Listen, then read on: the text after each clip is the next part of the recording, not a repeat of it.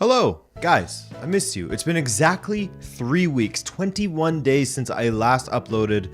Has that World Cup burned me out a bit, man? I mean, it figures. Daily uploads every day there was a match, 12 to 13 hour workdays, not great sleep. I needed some time to recharge my batteries, otherwise my content would have been shit, to be honest, but I'm so excited to be back. We'll ease our way up to our regular output soon, fellas. Once all of the leagues are back, everything will be in full force once again. So yeah, this will be a bit shorter of an episode, some FA Cup, La Liga, Serie A. Let's go. It was a great weekend in Italy when it comes to some of the top teams fumbling leads and dropping points. And draws, plenty of draws on offer as well. First up, we had Monza, the club from just northeast of Milan, taking on Inter Milan at home, and what a first half we had on display. The first goal came just 10 minutes in, as Bastoni curled across to the back post, and Matteo Darmian went unchecked to tap it past Di Gregorio. Some sleepy defending there from Carlos Augusto, but Monza and their young squad didn't lay down really. They've been a bit of a hectic club this season, but they've pulled out good results against some big teams. They started their comeback immediately. They didn't sleep on that. So Darmian's goal crossed the line at 9:16 for Inter, while Monza's Patrick Sciurria collected a squared ball from Pessina, stepped inside and curled it into the far post on 10 minutes and 57 seconds. You can't ask for a better response from your side if you're Raffaele Palladino. Great goal, really. Perfectly placed from Sciurria. Petagna nearly scored with a header for Monza, but Pablo Mari gave Lautaro Martinez an absolute gift, coughing up possession in his own box for one of Lautaro's easiest goals. Well, when you have a version of Lautaro that can finish at least, not the World Cup version that was missing sitters for fun. I mean, he still won the World Cup though, so hey. Lukaku came on, and unfortunately he was looking like World Cup Lukaku, looking very out of sorts, barely getting involved, losing almost every 50-50 ball, couldn't beat a man on the dribble. Something doesn't look right for him. Hopefully things pick up for him because his confidence seems to be on the floor at the moment. Anyway, Monza got a late equalizer thanks to Calderola, former Inter player actually, as his header in the 93rd minute actually came off of Dumfries' shoulder and in. If I could get you to visualize it, if you didn't see it, think of a pinch hit in Rocket League. 2-2 there. Lazio and Empoli. This was diabolical from Lazio. They had a 2-0 lead with just 7 minutes remaining in the 90, playing at home at the Stadio Olimpico, fresh off of, well, a loss to Lecce a few days ago. And what do? I thought this match was done and dusted. I went to the kitchen to make a coffee and pet my cat, and come back to Empoli players hugging each other for 2-2. I had to rewind and see it again. Really poor from Lazio in general, and Sarri in particular, as I thought that he mismanaged this a bit. They started to lose control once he started making substitutions in the 70th minute. 2-2, Lazio and Empoli. 0-0 between Spezia and Lecce, while Salernitana and Torino played out a 1-1 draw. Fiorentina versus Sassuolo. Fiorentina with a nice little 2-1 victory over Sassuolo there with a 91st minute winner from Nico Gonzalez from the penalty spot. Napoli, they went away to Sampdoria and they bounced back well after their frustrating loss to Inter that kicked off 2023. And unsurprisingly, Napoli were absolutely dominant. I say unsurprisingly because Sampdoria have failed to score at home for 5 matches consecutively now. And with this loss to Napoli, they are 6 points from safety in 18th. Having conceded a league-leading 30 goals. Well, tied with Hellas Verona with 30 goals conceded each. For Napoli, Osimhen provided the opener with a nice side-footed finish that just guided the ball beyond Odio in goal, and Elmas converted a penalty in the second half to double their lead. Kvaratskhelia is looking a bit out of sorts, but guys, we can't expect him to be in form forever, right? He was in such ridiculous form early in the season that the only way his form could go was down, you know, especially when returning from injury. 2-0 Napoli win there. Rincon's red card in the first half did not help matters for Sampdoria. Juve, we saw some Allegri ball that was undoubtedly a little bit frustrating for Juve supporters until very late in the game. I say that because while they were generating chances, they struggled to convert anything until the 86th minute. Great switch of play to Chiesa on the left, and his ball across the box was converted by Danilo to give Juve the 1-0 victory and continue their fantastic run of form. Guys, While it may not be pretty at times, a lot of times, Juve have now gone undefeated in 8 matches. Not only that, they've won 8 matches consecutively, and they haven't conceded a single goal in that stretch.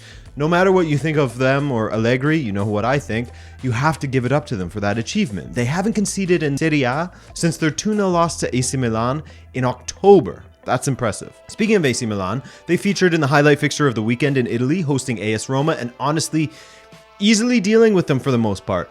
My God, Roma are difficult to watch as per usual these days, unfortunately for their supporters. Going forward, they look absolutely clueless, or at least like they have the leash on a little too tight. You know what I mean? I know that they're capable of attacking, but it feels like they just aren't allowed to at times.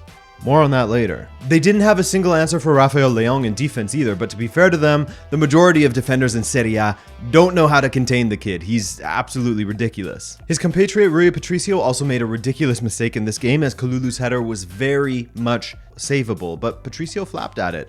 Weak wrist from the former Portugal #1.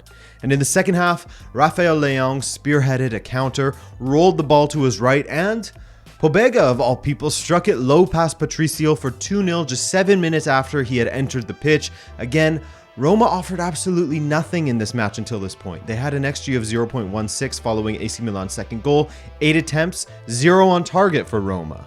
However, in the 87th minute, Ibanez bulleted a header past Tatarusanu, their first attempt on target, and that made things interesting to close out the game with those 5 added minutes. If you're Milan, maybe you think the set-piece defending wasn't very good, but sometimes the delivery and the execution of a towering header from Ibanez is just really, really good, man. There's not a lot you can do sometimes, though of course there's always room for improvement, and some fault on Tatarusanu for that one as well. And wouldn't you know it, after offering nothing all game, AS Roma managed to equalize. I couldn't believe it. Tammy Abraham converting a rebound from a Matic attempt. He's had a tough season, eh? Abraham, that is. And a tough result for Milan supporters to collapse like that so late. Rough, but joy for Roma supporters. What a comeback.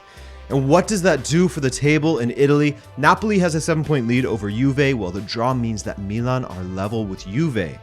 Inter just behind them on 34 points. Roma, they're not too far either. Top 4 still very much in reach.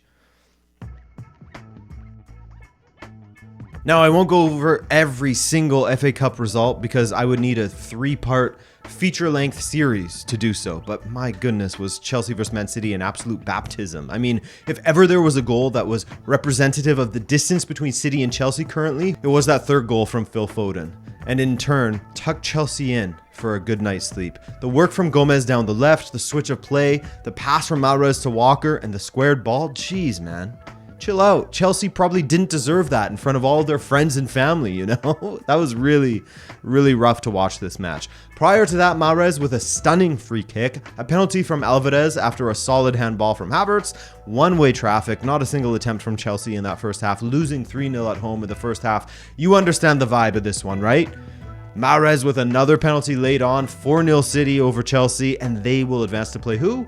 Arsenal or Oxford, depending on who wins today, of course. Liverpool and Wolves, and Lopetegui is seemingly turning a corner here with this side as they look solid against Liverpool at Anfield. Gedge with the opener, then a stunning ball to the back post from Alexander-Arnold was guided in by Darwin Nunez, Mr. Chaos himself. Nice to see Alexander-Arnold put some better performances in of late after that incredibly shaky start to the season, where Liverpool's right side is where most of the goals they conceded came from. I did a video on that back in October or something, analyzing each goal. A lot of them came from that side. But anyway, Salah doubled their lead after the half, but Hwang Hee-chan, he X'd that. And Totti thought that he had won it for Wolves late, but the goal was called back for offside by the officials on the pitch, with Mateus Nunez apparently being ahead of the play by a fraction. According to ITV, VAR Mike Dean went with the on-field decision because there wasn't a conclusive angle to see if Nunez was offside or not. And it's ridiculous to think that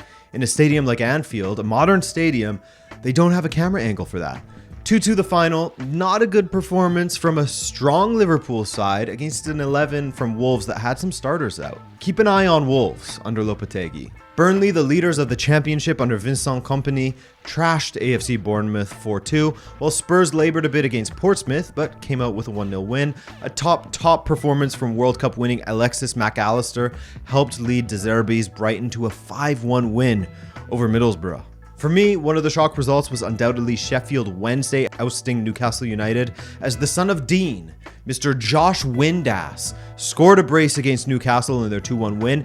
Where would football be without a Windass in the mix? Iconic name, football heritage, his 4th and 5th goals in his last 2 matches actually. And hey, Sheffield United also advanced. A nice round for the Sheffield sides as United beat Millwall 2-0. Manchester United's great run of form continues as Ten Hag's side perhaps didn't put in their best performance of the season by any stretch, but with a late penalty from Marcus Rashford, they overcame Everton 3-1 to pile even more mud on Lampard and the Toffees' season. Rashford has scored in his last 7 appearances at Old Trafford.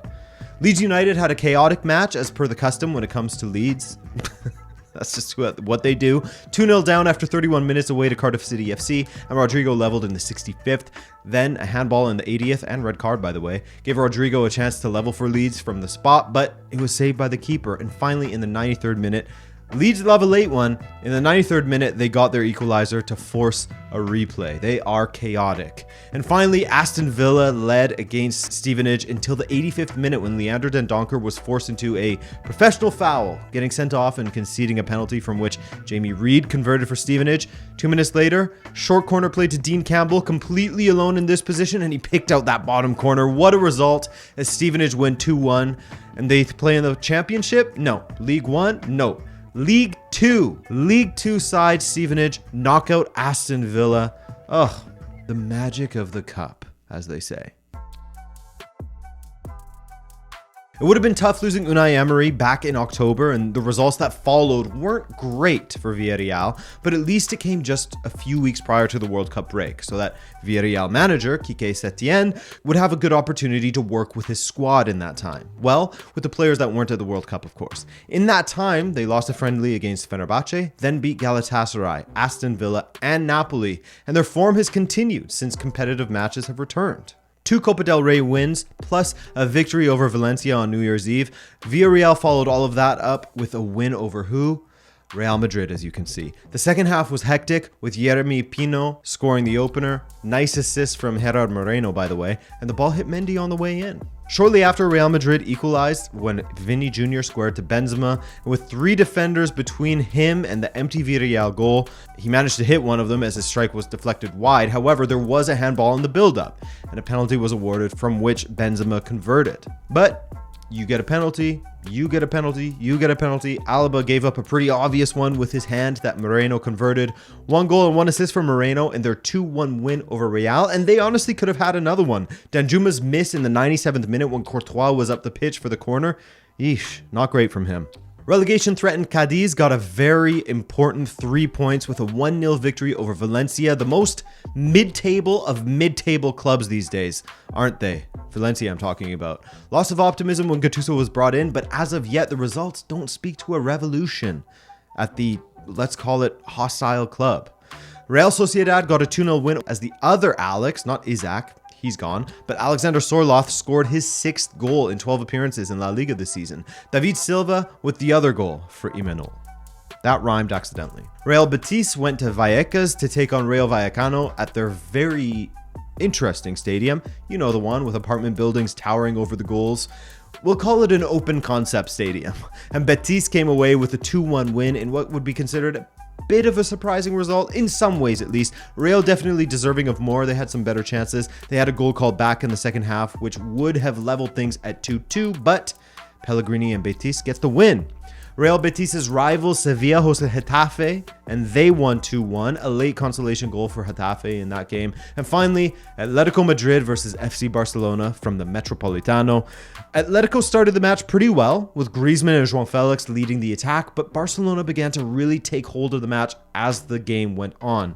I thought their shape was interesting, Barcelona's that is. It was listed as a 4-3-3, but to me it looked more like a 4-2-3-1 with Fati as the striker and Pedri pushing left sometimes, and Dembele, of course, on that right wing. The Frenchman would get the opener for Barcelona as a quick counter saw Gavi roll the ball to the right for him to slash it low past Oblak. Good composed finish from Dembele, as that wasn't easy with a few defenders flying at him to block that shot. And Oblak isn't exactly easy to beat, is he? After that goal, however, Atletico started to look way better in closing out the first half. Molina perhaps guilty of being a bit selfish at times, taking strikes at goals from wide areas when he probably should be crossing, but overall, Atletico continued to play relatively well going into the second half. They just couldn't carve out genuine opportunities for the most part, and when they did, Ter Stegen had the answer. Made a nice save in that first half as well, Mr. Stegen. You know, he got his powers back after that hair transplant. My man took a trip to Turkey. Ousmane Dembele was still a menace for Atletico, charging at their back line a few times early in that second half. And that's how the second half sort of continued on. Atletico with most of the ball, but the quality of opportunities they created just wasn't the greatest. Barcelona with the victory. Nice little wrestling match between Ferran and Savic saw them both get sent off. Atleti had an attempt cleared off the line by Araujo, and the victory took Barca above Real Madrid in the standings, as they are now on 41 points, Real on 38. Atletico are struggling. They're 14 points off of the top in 5th. Betis and Sociedad are ahead of them. All right, boys and girls, that's the end of this one. Thanks again for sticking around while I was resting up and spending some much needed time with family. I love ya, and I promise the next video will not be in 3 weeks. It will be this week, and it could be a reaction to Roberto Martinez signing with Portugal, if that comes to be. Oh man. All right, guys, be well.